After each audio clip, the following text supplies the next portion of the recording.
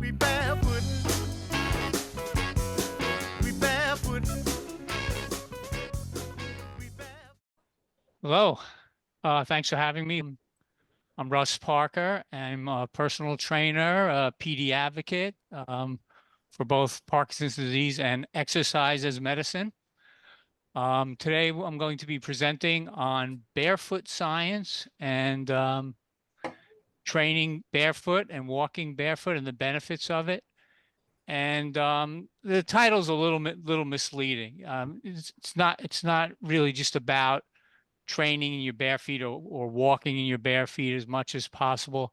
It's really just talking about maximizing our feet, which are in constant contact with the ground more than anything, except when we're sleeping. But I'm excited to present this topic because what I've been trying to do is present topics that aren't necessarily Parkinson's disease specific, but are things that people don't talk about that frequently. And as a fitness and movement professional, I like to think about helping people to move better. So there's no reason not to implement some protocol that you think is very helpful that helps you move better, but maybe there's nothing documented specifically that says, it helps people with Parkinson's disease. But we have movement disorders, right? So anything that helps us move better is a good thing. So it doesn't, sometimes I say, what came first, the chicken or the egg?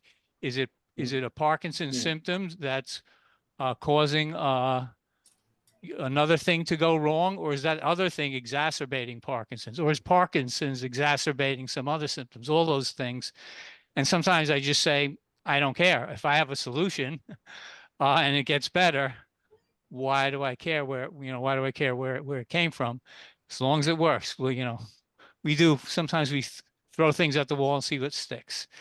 Anyway, had a couple of logistical problems. So the handout for today is going to be the presentation slides. I'm just going to use a couple of slides from a document, and it's really actually not finished. I was going to do a PowerPoint, and then I bailed on that, and I just have some notes I'm going to go off of.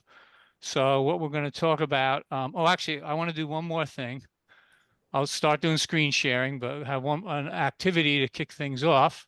Tell me if you hear this. You hear that? Yes? Can you hear my voice too? Okay, we're gonna do something a little different today. We're gonna kick off with this song, and I want to see everybody get up. And why don't you take your shoes off while you dance if you can? We're doing a dance that can't be beat. We barefootin'. We barefootin'. We barefootin'. Come on, let's dance. Went to a party the other night. Long John Sally was out of sight. Threw away her wig and her house sneakers too. She did a dance without any shoes. She was barefootin'. She was barefootin'. She was barefootin'.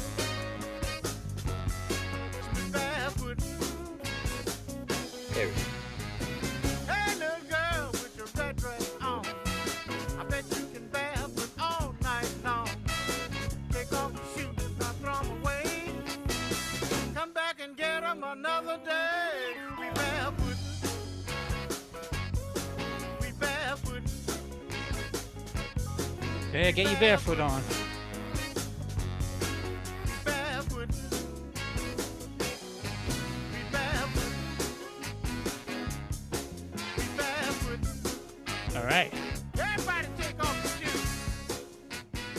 We're doing a barefoot dance. That's good. Anybody remember that song? He said, Yeah, No. I do. Let me stop it. I think I was too young for that song. Excuse me. Okay. Russ, is socks allowed or socks is not barefoot in your opinion?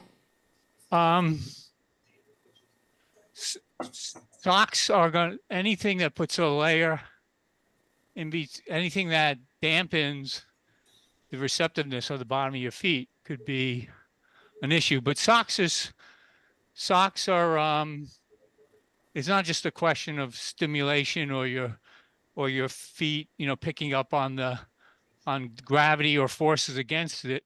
Socks is also an issue, like depends on what surface you're walking on. So obviously on you got to be careful, like on a smooth wood floor, that kind of thing. But what I'll be talking about a lot today is how your feet are in contact with the ground and how over time humans have kind of destroyed their capability to react to forces in the ground, tactile stimulation, all sorts of feedback they get because we've been wearing cushiony shoes. But I'll get to all those things. So let me pull up my notes. So this is just the general outline. Turn off that. Okay. So I'm going to talk today about the benefits of learning about barefoot science and barefoot training, or minimalist training, we could call it.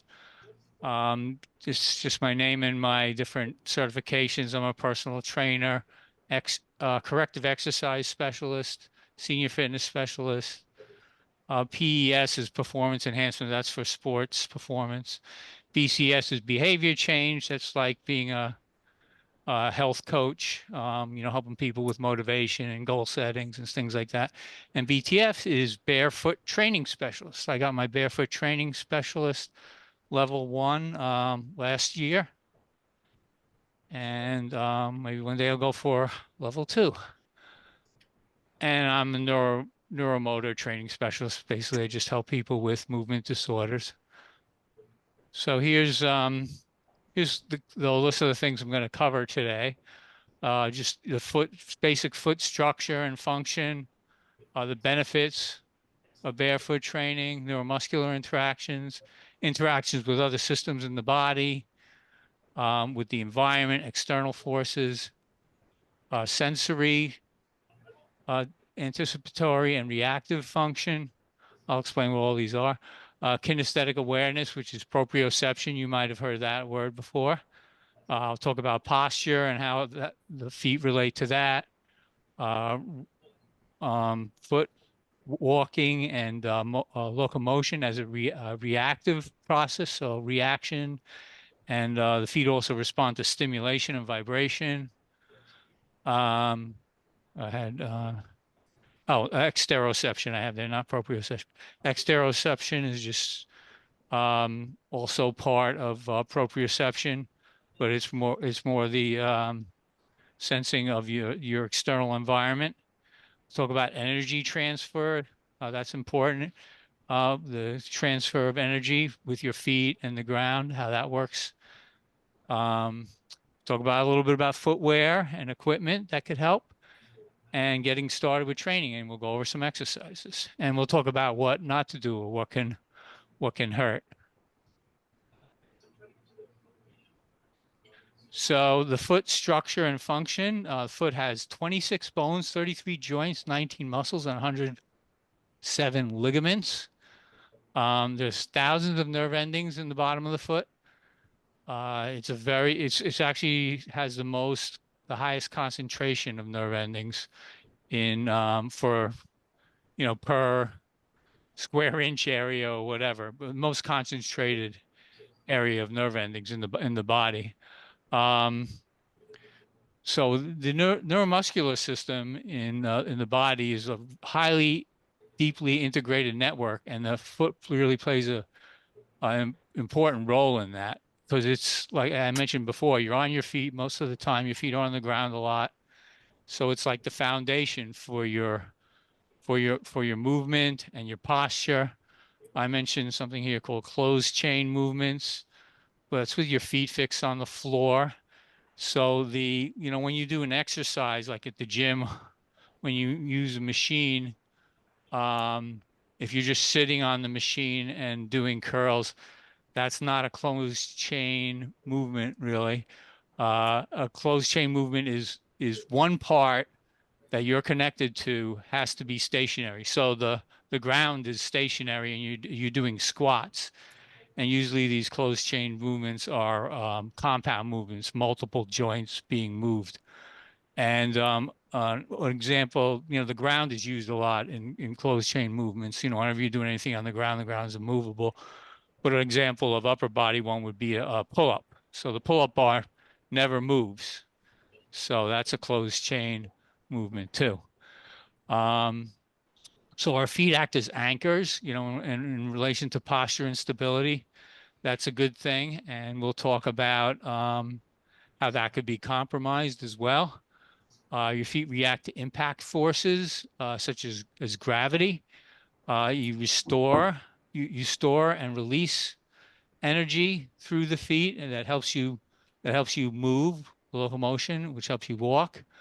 And nerve endings in the feet could sense pressure, tactile stimulation, vibration, and they work with the brain to enhance our environment, our sense of the environment, which is proprioception. And these same type of things, tactile stimulation, vibration, those can be stimulated extra to enhance walking or any type of many different types of movements, and we'll talk about that sensory stimulation a little bit too. I mentioned here, weakened, restricted foot structures become less reactive to the ground impact forces and less receptive to stimulus, which can lead to dysfunctional movement and injury. So what I want to get to is, I certainly want to get to things that are going to help you, like exercises and techniques. So, going forward here, I'm just going to start covering topics, and as it feels appropriate, I'll demonstrate some. We'll do a little show and tell. I'll demonstrate, and you could try along some techniques or training techniques, or different types of using different types of equipment or whatnot. Some of the benefits of being aware of barefoot science is it promotes a sense of balance. You can improve muscle alignment, reduce orthopedic pains, lessen the chance of injuries. You can maximize receptiveness to sensory stimulation, such as tactile stimulation. That would be like rough surfaces and that type of thing. So I'll jump to one of the things I do is I believe strongly that tactile stimulation is very powerful, and the most powerful with the feet and with the hands a little bit too. The hands are very reactive or sensitive to sensory stimulation. And then the other area is the lips. There's a kind of like a cartoon character that they show in the health and fitness world. It's called the homunculus.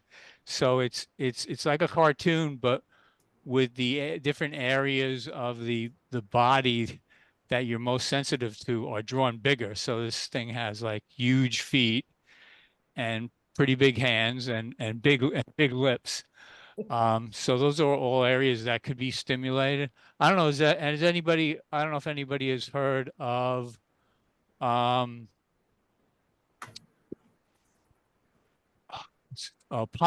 P-O-N-S. I don't know if anybody's heard of that. That's a stimulus. That's a stimulus device that stimulates actually under your tongue, and that's helped people with Parkinson's. So that's an example of one way that you could stimulate. It's not the feet we're talking about in that case, but that kind of stimulation helps. There's also vibration helps too. And the body, and again, the feet react to vibration. Actually, the impact forces that it makes on the ground and the reaction that the feet and the ground have is through vibration. So I'm going to go from the simplest to, more complicated movements. So the first level I would like to talk about just is just general posture. So, and then I'll keep going back and forth with this thing of, wearing shoes and not wearing shoes, or wearing minimalist shoes. So one of the things that goes into posture is strength, and strength helps stability as well. And then stability is, tied into posture. So one thing that happens when you're, I'll bring up a pair of shoes here, when you're wearing rigid shoes, these are a pair of running shoes, and they move a little bit when I twist them like this. Here's a pair of minimalist shoes. I could twist them a lot more, actually. I still have the insole inside here. This one's better. And you can just fold it up all different ways. So that allows your body that flexibility. It allows your feet to move in all different directions. I mentioned how many bones and all the structures in the feet. With very supportive shoes, what happens is you don't get to exercise those muscles. So that could result in postural instability. So one immediate tip, for exercise that I would give at first level is just try taking your shoes off and just walking around just for, just for the first time. If you never go barefoot, you'll hardly ever go barefoot. You may only want to do it for an hour or 2 hours and work your way up. That's a strengthening exercise that I don't have to really give you any further instructions on, except for, like I just said, to be careful, because if you're not used to walking around in your bare feet, those muscles haven't been used for a long time, they're gonna fly into action. They'll sense their freedom, and they'll start being used, and you could injure yourself because you'll overuse those muscles. So, one tip is to start off slow, as you would with any type of new exercise. So the next level, I just mentioned, that's the simplest level because the instructions is just, walk around, just hang out in your bare feet. The next one is, so what am I supposed to do when I'm standing up, as far as posture? What are some of the things I could think about? What are some of the exercises I could do that involve my feet from a strengthening point? Well, I'll cover strengthening first, but there's other things. So one of them is, how should my feet be placed when I'm standing up? So there's something called the foot tripod. And what you should think about when you're standing up, and you could try this along with me. You can't see my feet, but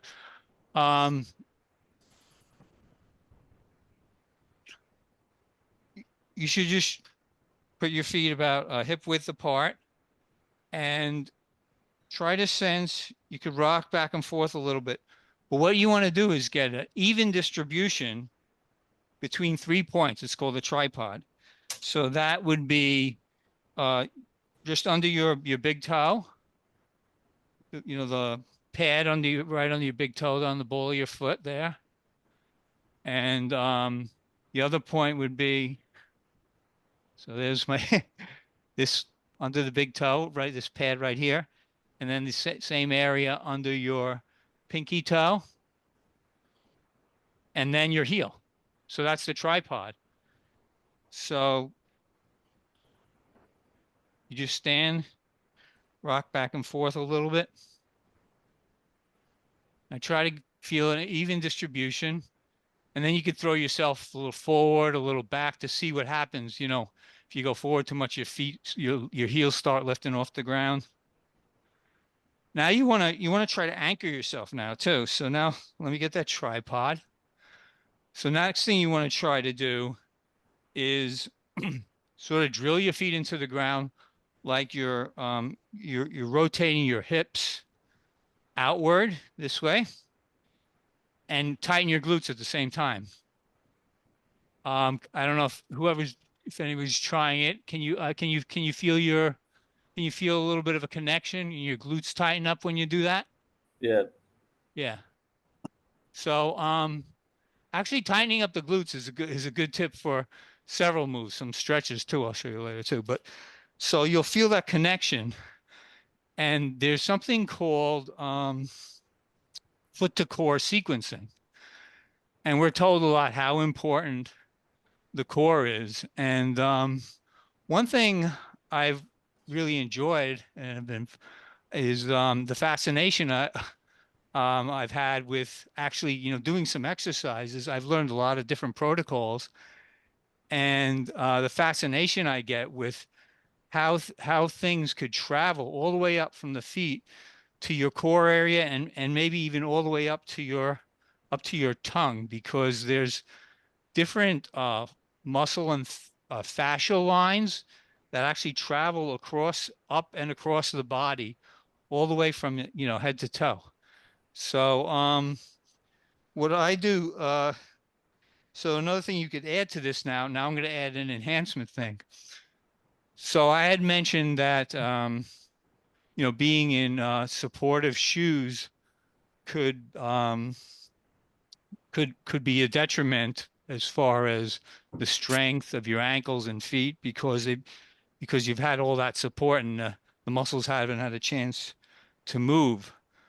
To enhance movement, well, there's another, I want to mention one more thing that's a detriment now. The thickness of your shoe, the thickness of the sole of your shoe, all that cushioning, the more cushioning you have, and the bigger the distance from the ground, that's putting you more out of touch with the ground. So over the years, you're most likely not as sensitive to the ground. You're not having that reaction with the ground and your feet as you should. To top that off, over the years, we get older, and our neuromuscular system, if you don't use it, you lose it kind of syndrome. If you don't keep up with it, with strength and activation, keep moving, that your system, as you get older, all those connections and your strength atrophies a little bit anyway. So on top of that, if you have cushiony shoes and you've done that over a long period of time, you might have done your your feet and body a disservice, because now you can't you have trouble detecting the ground. And I've been doing this a while now with, working with people with Parkinson's. I'm going into my 9th year since diagnosis. And I try to follow the rules as far as like not marketing things, but I'm going to show you a couple of cool products I use. And I won't get into, super details about it. I could just give you the website and everything. But again, pretty fascinating what you could do as far as waking things up. There's this concept of activation. So I don't know if anyone, well, let me stop for a second. Anyway, was anybody looking to, I thought I saw somebody make a gesture, so nobody was looking to ask a question or anything like that. Okay. Just want to double check. Okay.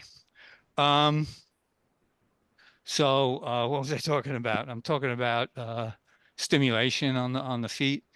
So and activation. So what happens sometimes with some people with Parkinson's and myself is, if you've been asleep or even taking a nap or whatever, just resting, sometimes you get up and you're quote unquote deactivated. With me, you could see I could walk with my medication on. I have a pretty normal walk and everything.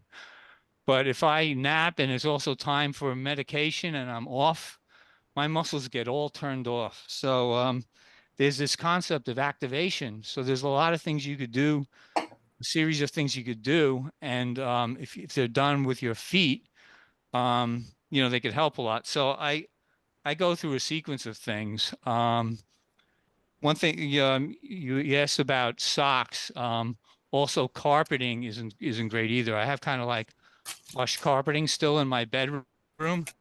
So when I get up in the morning, I can't move too well, and I walk. I want to remove that carpet, but I walk on the carpet, and I feel like my walking is so much worse when I compare it to I step out of the room and then there's a wood floor, and then all of a sudden I feel like I could feel the first improvement right there. So part of that activation happens just from being in having bare feet and the surface I was on, my interaction with the surface. So I was talking about that whole foot to core activation and how I've studied this and been fascinated with some things. So what I do is as part of my morning activation, unless the ground, as long as the ground is not like freezing temperatures, maybe about 40, my limit maybe is about 40, 45 degrees Fahrenheit. I try to go outside every morning. First of all, get the sunlight at sunrise time. So I try to get my circadian rhythm going. But what I do is I have a driveway that's asphalt, but it's not sealed. So and the asphalt, some of the asphalt has like all these little like pebble and pointy stones in it. I actually walk up and down the length of that in my bare feet. And when I first did that, it was like I felt it was like walking on glass. It hurt a lot. And now I'm used to it. I could walk on it regularly. And that actually stimulates that whole foot to core sequencing that happens. And a few times when I was walking, I actually felt almost like the nerve signal going up from my foot, and I felt right in what's called your pelvic floor. And I actually felt like the stimulation go all the way up to that whole pelvic floor area, which provides like a lot of stability in your movement. So that's pretty neat. That could be simulated with something called textured insole. So here's the part where I tell you I don't like the market, but and before I go further, everything I'm telling you today, I owe to Dr. Emily Splichal. She's a functional podiatrist. Her last name is spelled Splichal. She's the CEO of EBFA, Evidence-Based Fitness Academy, Evidence-Based Fitness Academy, EBFA Global, they're called. And she's on YouTube, Facebook, Instagram, and you could look under EFBA Global, but also Dr. Emily Splichal. And she's a functional podiatrist. She believes in integrative medicine, both sides, the natural side and just traditional medicine as well. She's not a big believer in pushing orthotics and those type of things. And she's also the CEO of Naboso, which makes these different textured products. So I don't know if you could see this close up, but there's like little dots. It's like, I don't know if you can see the dots there, but Yeah. So this is like a little bed of nails. You just put this over your insoles and you trace it down so it fits the size of your shoe, and you put them in your shoes. So this is like the next level of activation for me when I'm like feeling really shuffly and I haven't taken my medication yet. I put these on and I feel like I'm walking better. I've seen this though with some people, and Laura could attest to this too, because Laura and I worked together with Carl Sterling on his workshops where they put these insoles in the shoes of people who have like a shuffle walk, and instantly they're walking better. And it could possibly help with like dystonia, neuropathy, and plantar fasciitis too.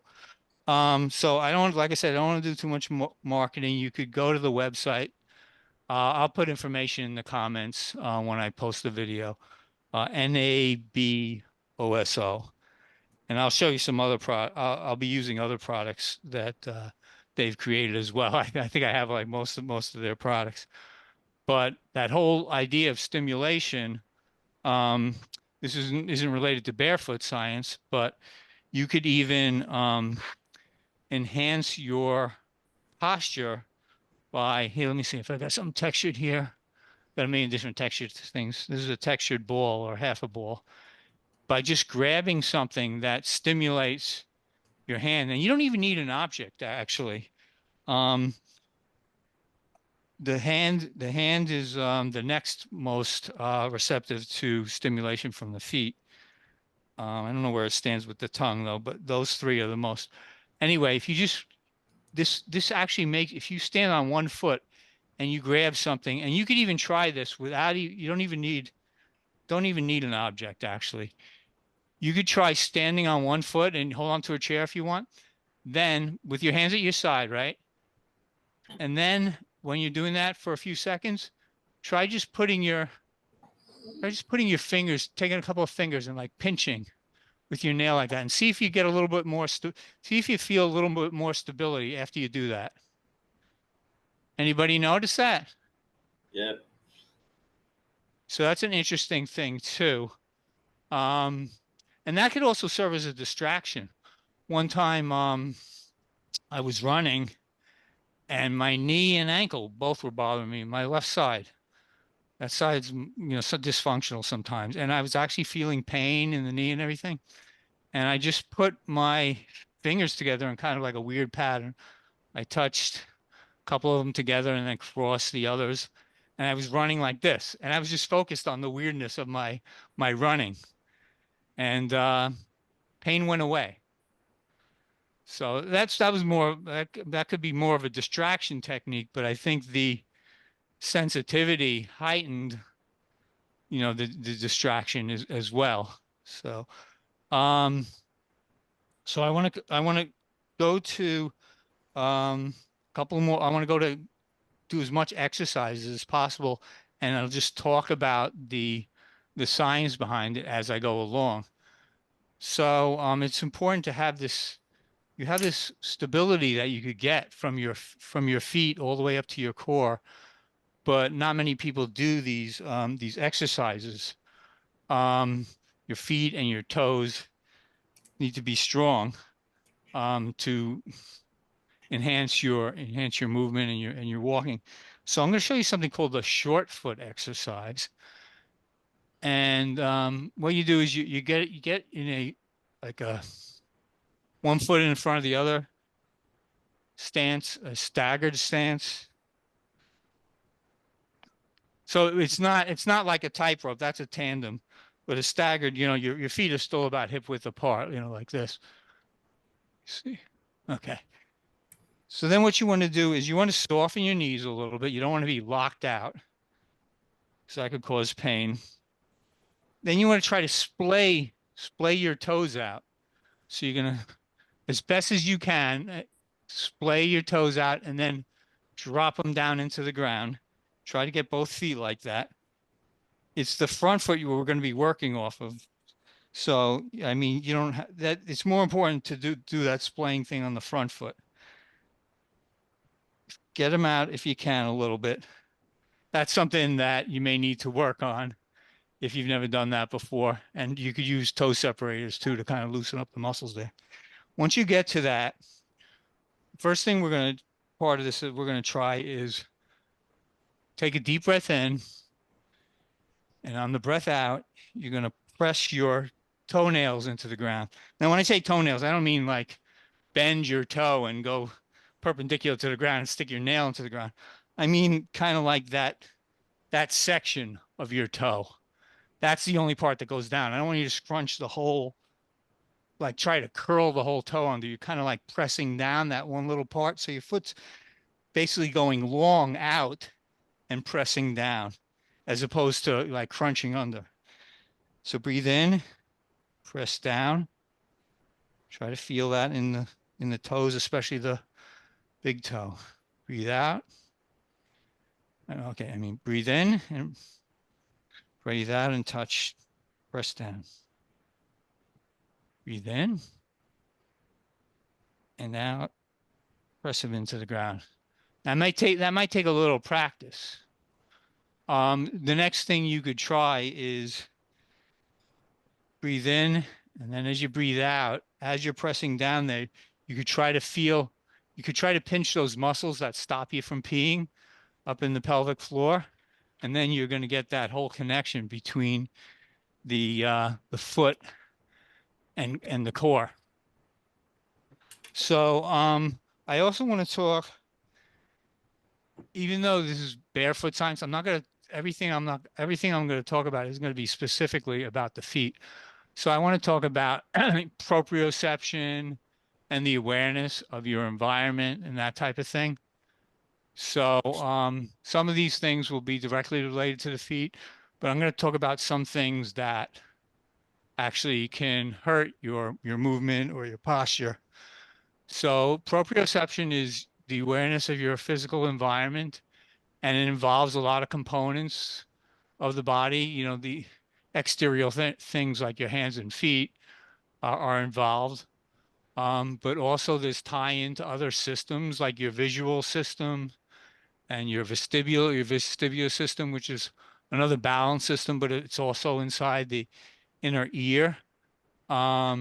There's the vagus nerve, which is which needs to have good tone and health, which could tie into just overall health in a lot of different areas. One area is the gut, but there is tie into that and locomotion and movement too.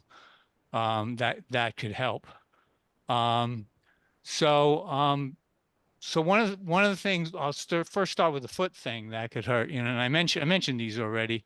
Was, you know, if you were already wearing like thick cushion shoes, that could do a lot of things as far as and supportive shoes as far as not getting the strength you need, and to be at optimal performance of as far as you know, just speak to walking. Walking is one of the most important things. So a lot of times I'll just refer to walking. But another thing that's important though is just to have confidence in your environment. So when you take a posture like I was talking about before, you know, and you're on that tripod, you want to look straight. You want to look straight out. You don't want to be looking at your feet.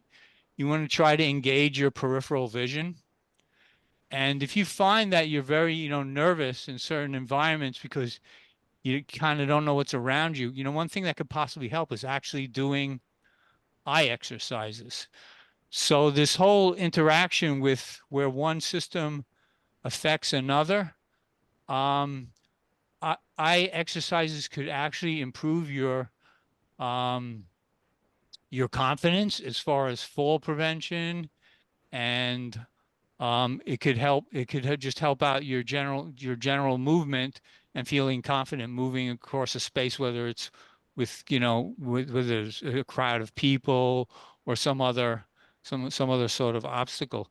So try to be aware if for some reason, you know, you've maybe had a little fall or some incident or whatever, to try and not lose the confidence and start looking at the ground, looking at your feet. You shouldn't be looking at your feet. Shouldn't be grabbing onto things too much. If you're very unstable, there's ways to work up to it. So, you know, again, if I say something like, "Oh, you shouldn't look at your feet. You shouldn't look down. You shouldn't grab things," don't listen to me. If you're having severe postural problems, don't right away stop. You know, you want to work back to the way you were. So everything takes a progressive progression path. You know, we're starting with smaller and then bigger. So, you know, if you have a walker, you might be able to switch to two walking sticks or whatever. If you're in a wheelchair, you might, you know, be able to just get up and down a few times, and then, you know, with therapy, you know, maybe you might need strength just to stand up, you know, work on your glutes and legs and things like that.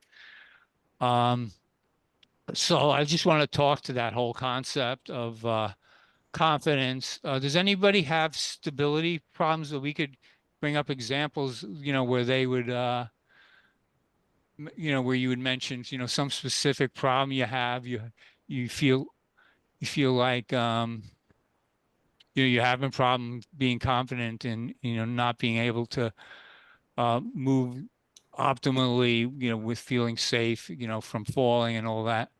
I'm looking to see if there's any questions there on the chat.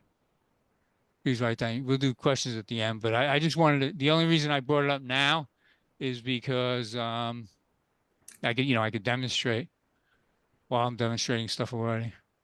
When you say walk around, do you mean? Oh,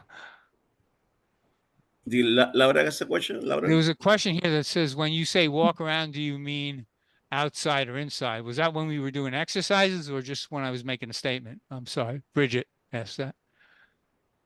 You were just talking about starting slow and just get up and walk around barefoot. I didn't know if you meant just in the house or Yeah, well, in the house, outside. preferably in the house first, preferably on a surface that's not either not too slippery or not too cushiony, like wood or tile. It depends on your environment. I mean, I'm always more comfortable walking outside because there's so much more space and less obstacles, but you could do both. It's good practice actually. We get these mental blocks, with certain areas around the house or somewhere that we might go with navigating around there, and you would walk just fine in some other area. I was reading about a dancer who, in her particular studio, she goes to the studio all the time. There's one section of the room that kind of she tries to stay away from. She doesn't dance as well when she's near it. So these kind of things could happen, and then you have to try to go through some sort of mental exercise to try and eliminate that. So there's this whole, we're talking about the feet, but there's this whole interaction also that goes on with your brain and emotions.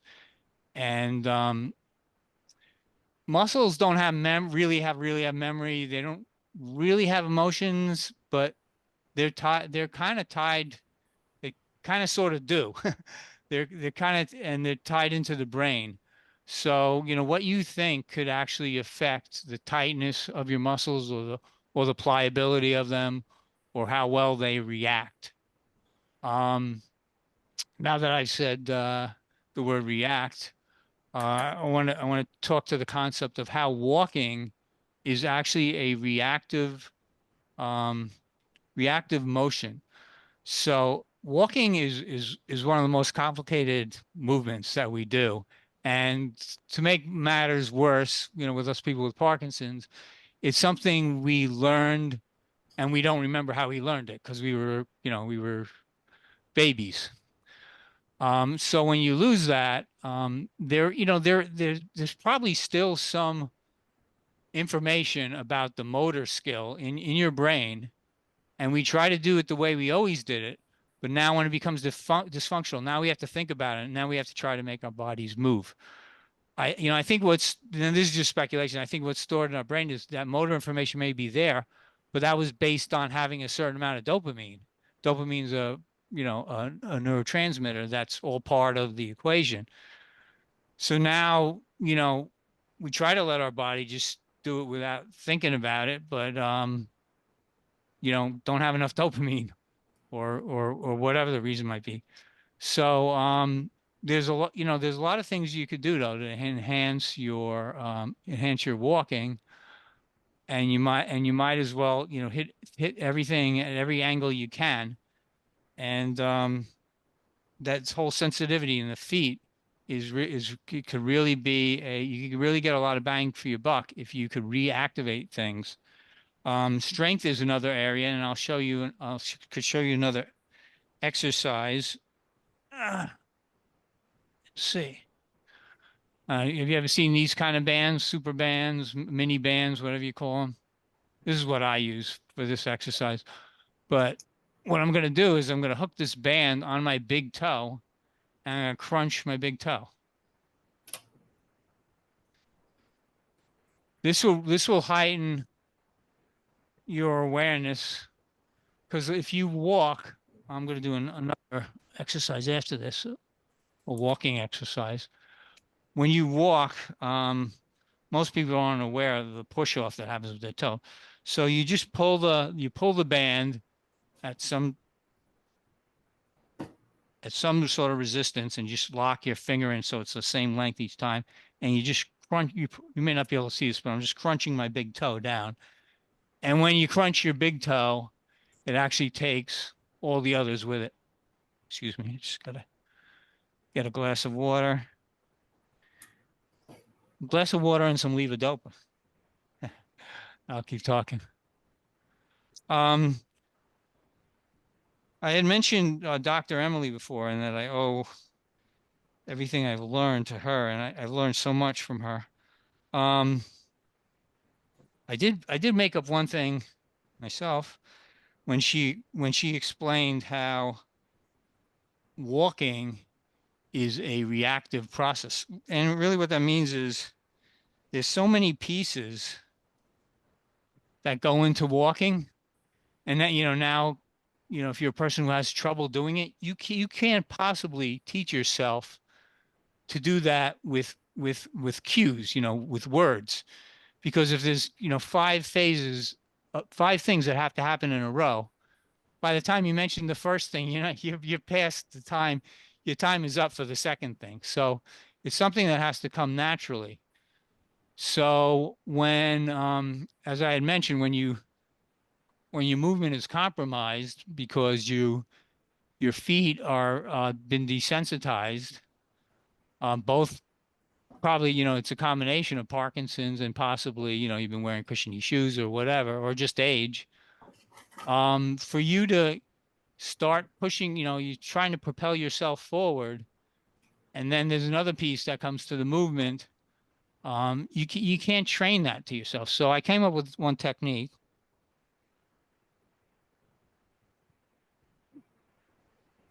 That lets you train part of this movement, and it gives you a little bit of a delay so you could do it.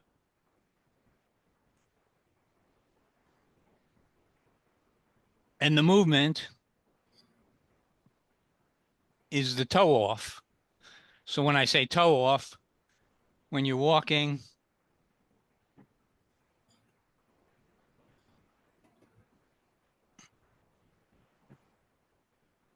so sometimes they say walking is just organized falling. So if you think of that, if I just kind of fall forward and let this foot go, right?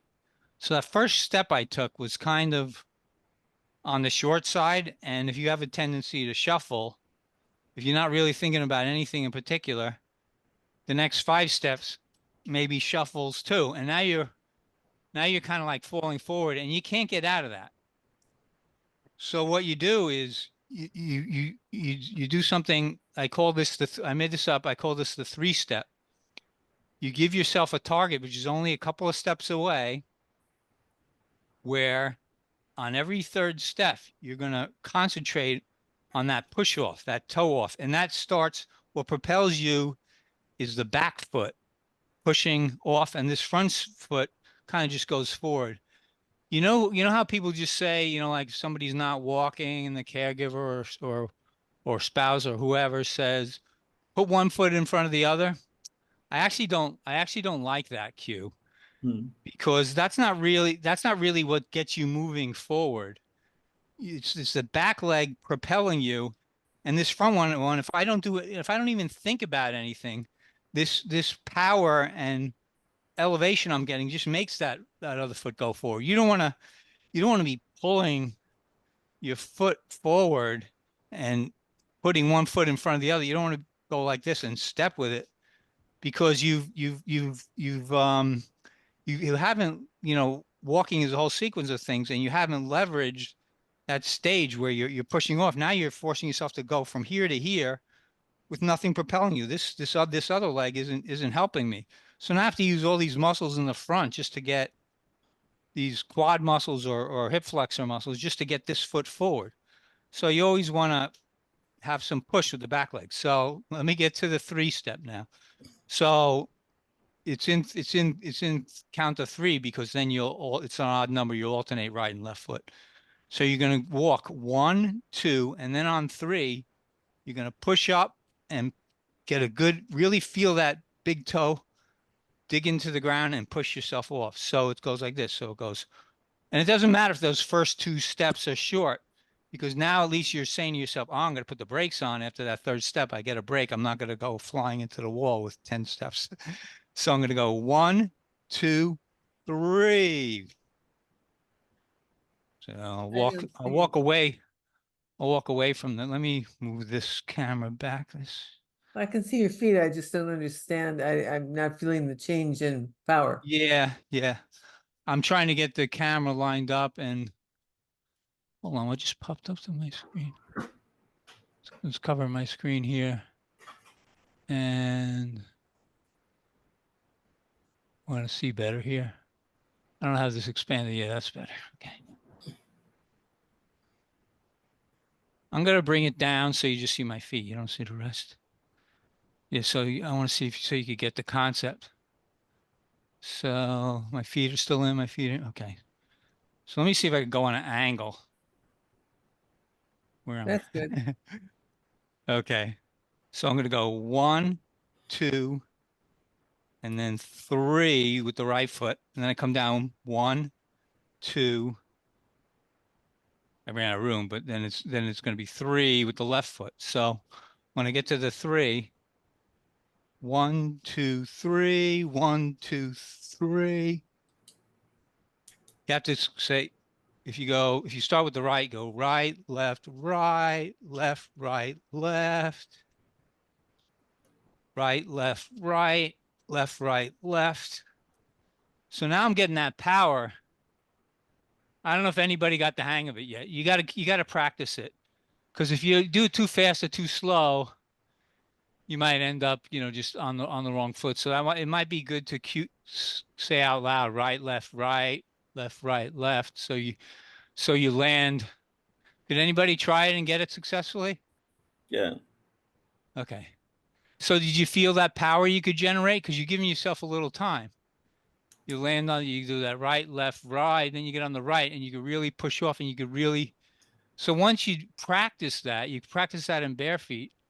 Then the challenge is, can you do it with shoes on? It might be more difficult with thick cushiony shoes, but if you have shoes that don't have too much cushion to them, you might be able to do that. I've been practicing it. And admittedly, it's hard, but if you practice it in your bare feet, you'll get it eventually. It just takes a little time.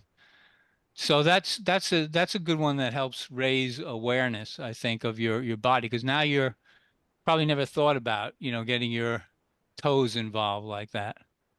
So that's one area. How are we doing for time? Let's see. Do you need to ask some question, maybe? Have time for questions? Yeah, let's see if we get questions, because we're Yeah. almost an hour into it. And I think I covered, the advantages of So going barefoot. And I do think it was just the important to mention the disadvantages. let's do the question in order, so that way we are more organized. Let's start for Tracy. Miss Tracy, how are you? You have any questions, Okay, comments? thanks. I do have a question. For Mhm. over 50 years, my primary shoe has been Birkenstocks. Do you have an opinion on those, Russ? Are you familiar with them? No, what are the Well,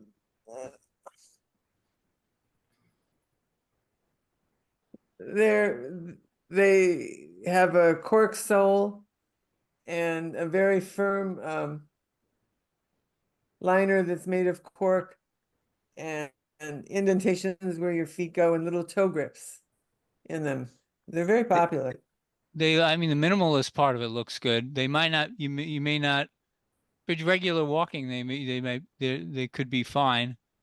They might restrict, or your feet may move within the shoe. I don't know if your feet, because the natural movement of your feet as you're walking forward, there's a little rotation that goes on. Right.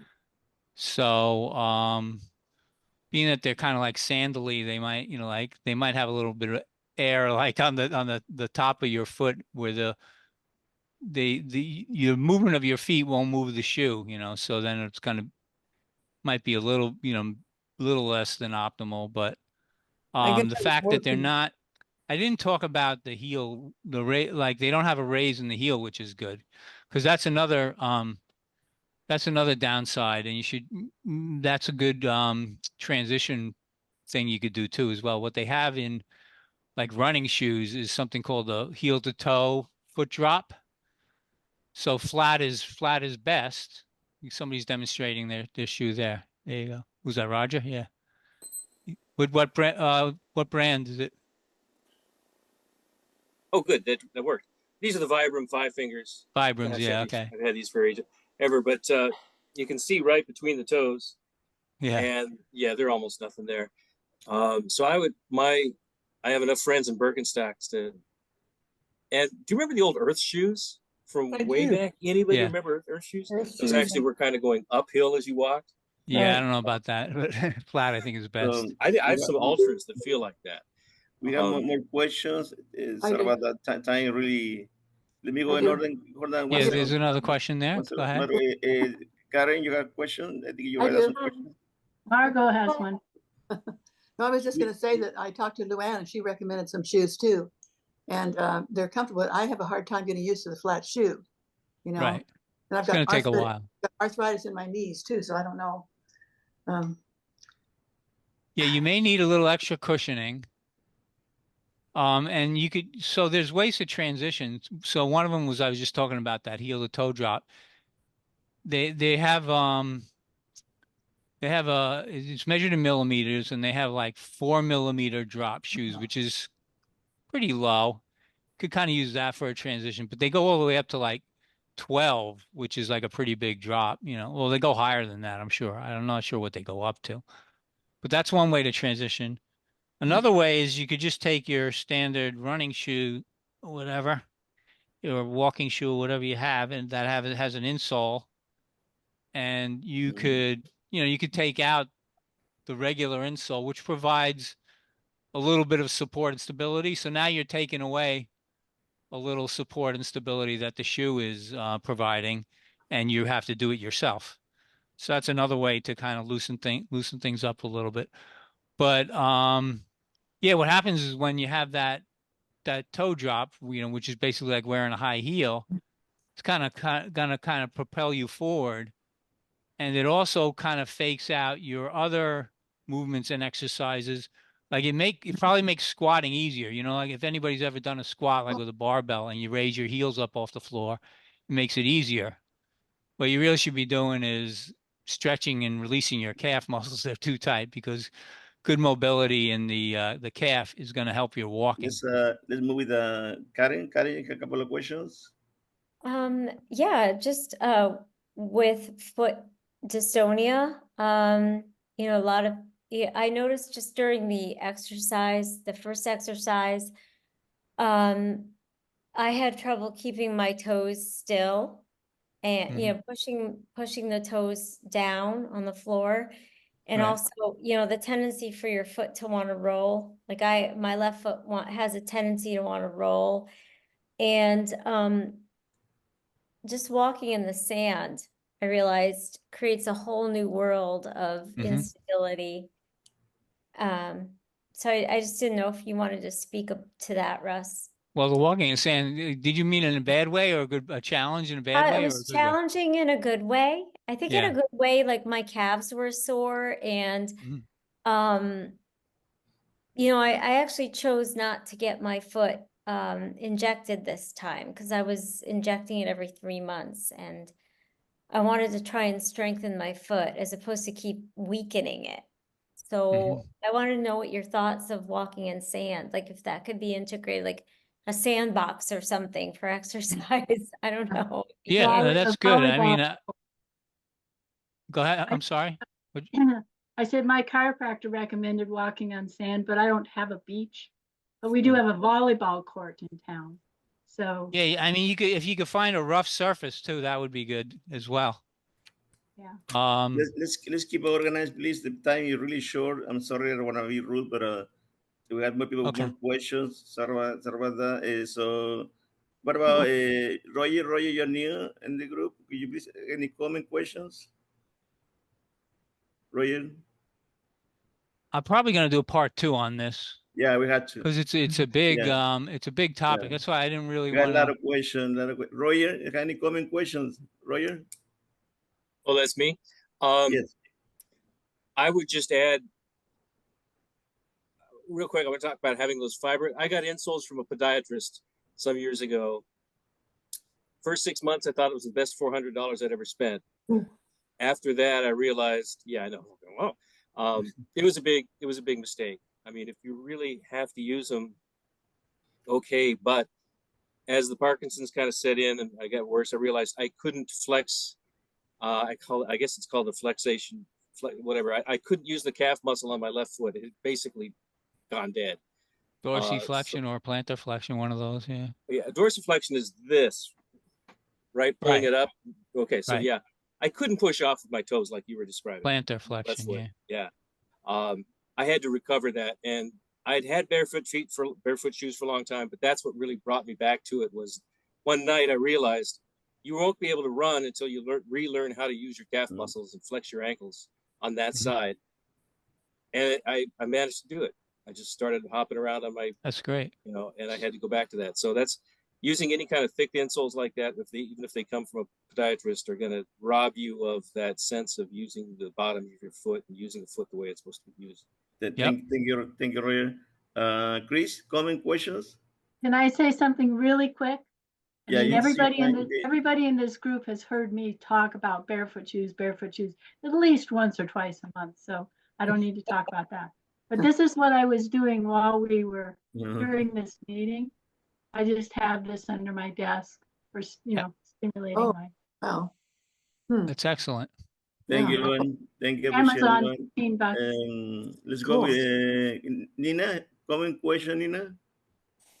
I want to talk to Tracy about the Birkenstocks because they're German shoes, and I won't recommend Birkenstocks for Parkinson's because they're too loose, and also sometimes when you don't put, it's more likely to fall with Birkenstocks than with shoes that are closer to your foot.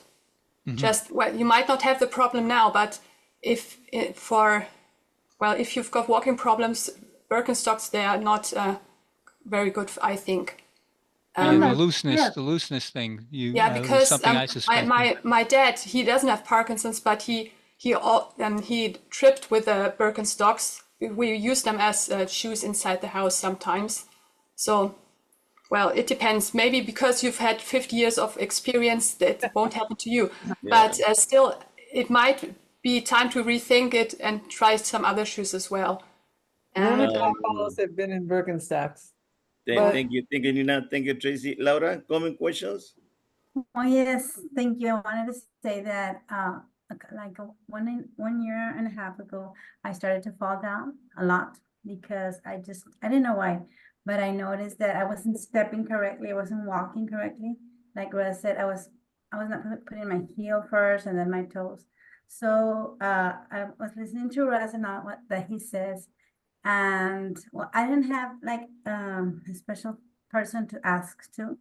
So I just went back to my notes when I took the workshop with you and Carl, and then just other people, other trainers, and I just start with a mobility coach but from the foot up. So that helped me a lot, and I'm not falling anymore since then. That's great. I wanted to mention something real quick. I had covered the tripod, and I only talked about static posture with 2 feet. So when you do your balances on 1 foot, if you that's an excellent foot health exercise. If you concentrate on that tripod while you're balancing, then it really it helps your balance more, and it encourages a good arch. Once you start strengthening that area and you concentrate on that tripod and you tighten up your glutes nice and everything, it'll actually help build your arch and strengthen the bottom of your foot. And then when you're standing on 1 foot, once you could stand there for like 30 seconds or whatever, you could add movement in, you just stand in the foot that's free in the air. You kind of just point it out back and forth, and you can point it to the side. So I just wanted to add that in since we covered that tripod thing already. And then, Laura was talking about her feet and recovering and everything. So thank you, Laura. Thank you, Laura. Bridget?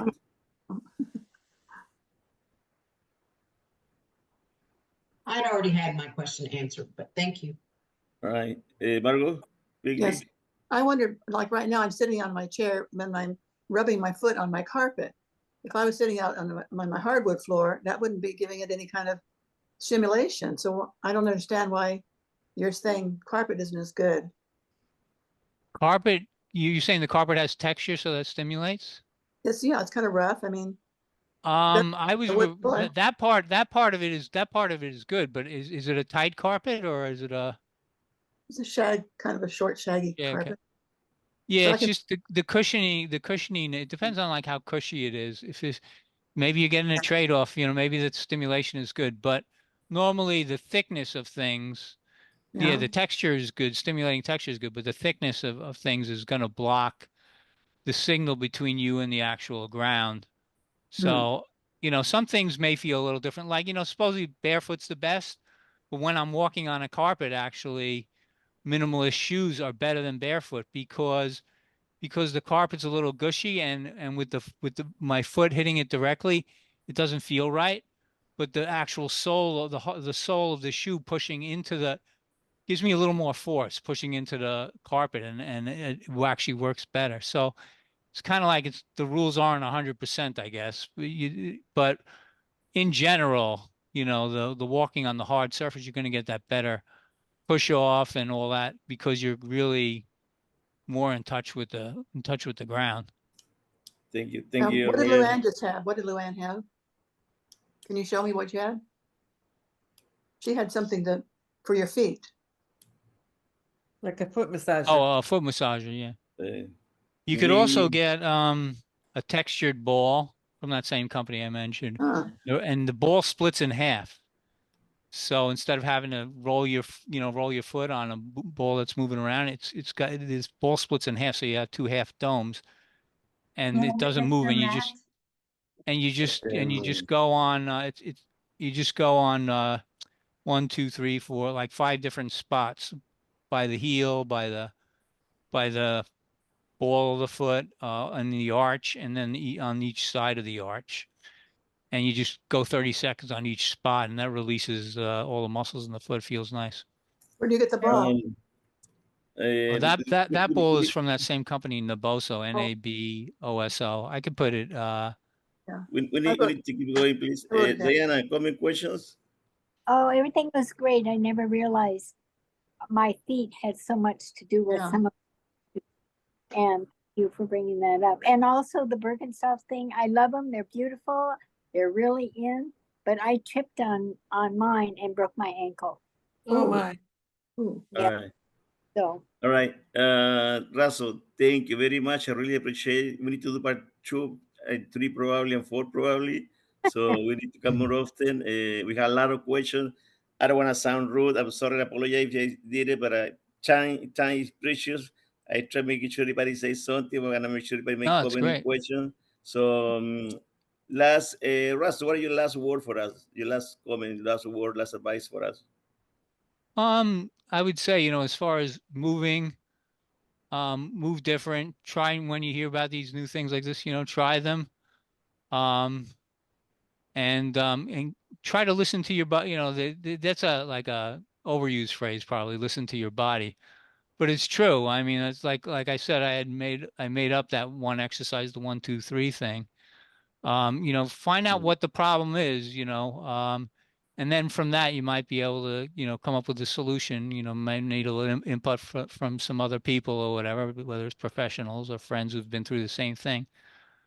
But I would say, just keep exploring and stay confident because there are things you could do. I'm very heartened by people who make the effort to, educate and keep trying. So, keep trying and everything will work out. Thank you, Russell. So we need to, no matter, 1 second, please. We need to do part 1, part 2, maybe cover the same topic. Maybe we cover more details so people can have more time for questions. Does he have podcasts? I'm sorry?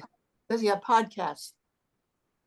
Yeah, Russell, you got any email, website? What I'm going to do is I'm going to put, I have a Facebook page and a YouTube channel that both have the same name.